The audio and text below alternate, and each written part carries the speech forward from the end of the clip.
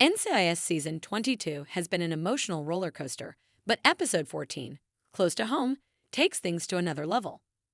This hour of television is not just another procedural case, it's a deeply personal, emotionally charged episode that pushes our beloved agents to their limits. With a gripping storyline, shocking reveals, and standout performances, Close to Home reminds us why NCIS is still going strong after 2 decades. A chilling opening. The crime that hits too close to home. The episode wastes no time in setting a tense and unsettling tone.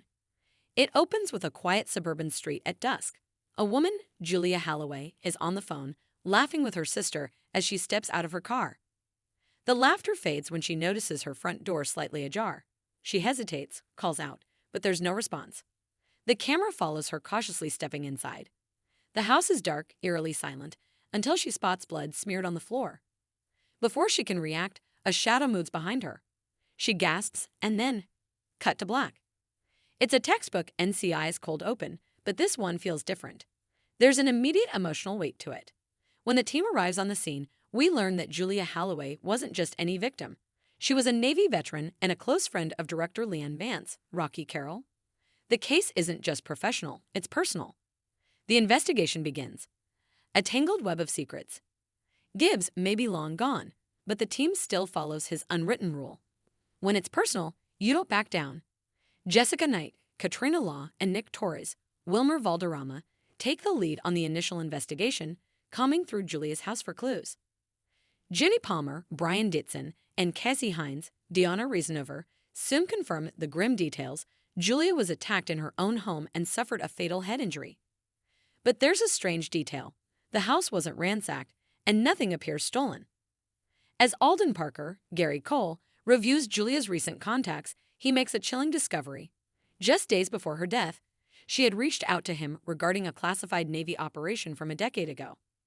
The case, known as Operation Red Sand, was buried under layers of secrecy. Julia had served in that operation, and her sudden murder raises a terrifying question. Was she killed for what she knew? Torres faces his past. A ghost returns. Meanwhile, Nick Torres gets an unexpected blast from the past when his undercover alias, Miguel Rivera, is mentioned in connection to the case. A former informant, Luis Ortega, claims he has information, but only if he speaks to Rivera. This is where the episode gets intensely personal for Torres. Ever since his undercover work in Mexico nearly broke him, he's struggled with balancing who he is with who he had to become. Meeting Luis again drags him back into that dark mindset, and Katrina Law delivers a powerful performance as Knight notices his unease. Luis hints that Julia had uncovered a conspiracy within the Navy involving a weapons smuggling ring, a ring that Torres' undercover identity had once investigated. The pieces start clicking together. Julia wasn't just murdered, she was silenced. Someone inside the Navy is covering up something huge.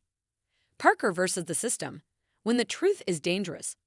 Alden Parker has had his share of difficult cases, but this one pushes him into a direct confrontation with the higher-ups.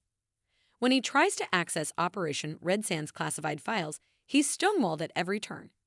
Even Director Vance, usually an ally, warns him that some secrets are meant to stay buried. But Parker is nothing if not persistent. He pushes forward, eventually uncovering a connection between Julia and a high-ranking Navy officer, Admiral Douglas Hayes. Hayes led Operation Red Sand, and he's been hiding something ever since. When Parker and McGee finally get a meeting with Hayes, it's clear the man is hiding something. The tension in the room is palpable. Hayes dismisses their concerns, but McGee, seeing Murray, notices a fleeting moment of hesitation, a tell that something deeper is going on. The question is, what is Hayes so afraid of? A break in the case and a devastating betrayal. While Cassie continues digging, she uncovers a shocking detail. Julia had a secret storage unit filled with old files and documents. Inside, they find evidence linking Hayes to illegal arms deals in the Middle East. A list of operatives from Operation Red Sand, many of whom have died under mysterious circumstances. A video recording from Julia herself, saying that she feared for her life. At this point, the case feels solved, but this is NCIS, and nothing is ever that simple. Just as Parker prepares to bring the evidence forward, the storage unit explodes. The evidence is gone. Someone on the inside is still pulling the strings. A tense showdown, the truth finally comes out.